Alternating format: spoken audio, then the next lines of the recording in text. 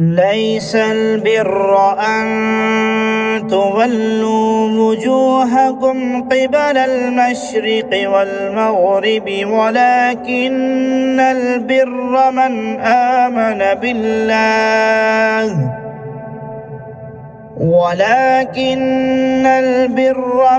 آمن بالله واليوم الآخر والملائكة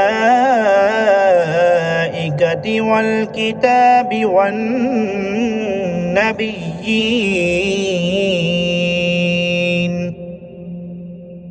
وآتى المال على حبه ذوي القربى واليتامى والمساكين وابن السبيل والسائلين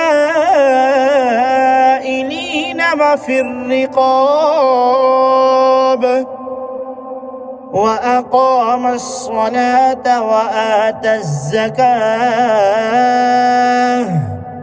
والموفون بعهدهم إذا عاهدوا والصابرين في البأساء والضراء وحين البأس أولئك الذين صدقوا وأولئك هم المتقون.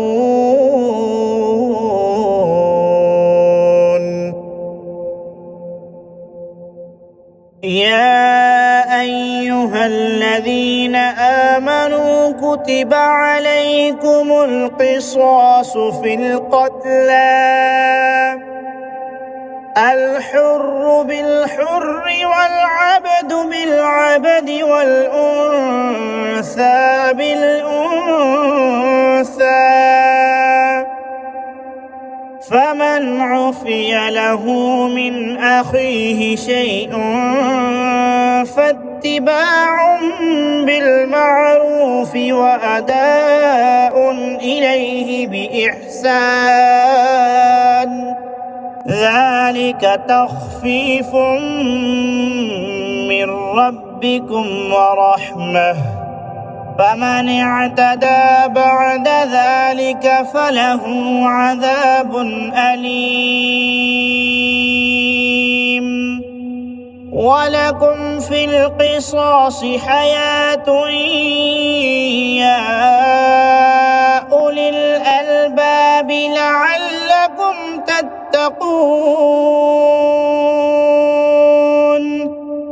كتب عليكم إذا حضر أحدكم الموت إن ترك خيرا الوصية للوالدين والأقربين بالمعروف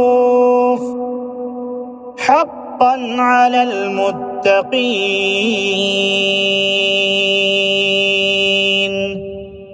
فمن بدله بعدما سمعه فإنما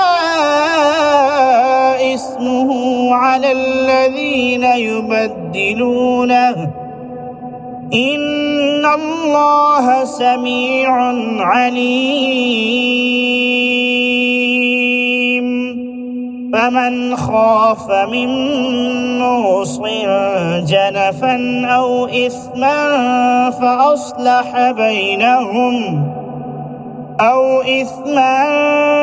فأصلح بينهم فلا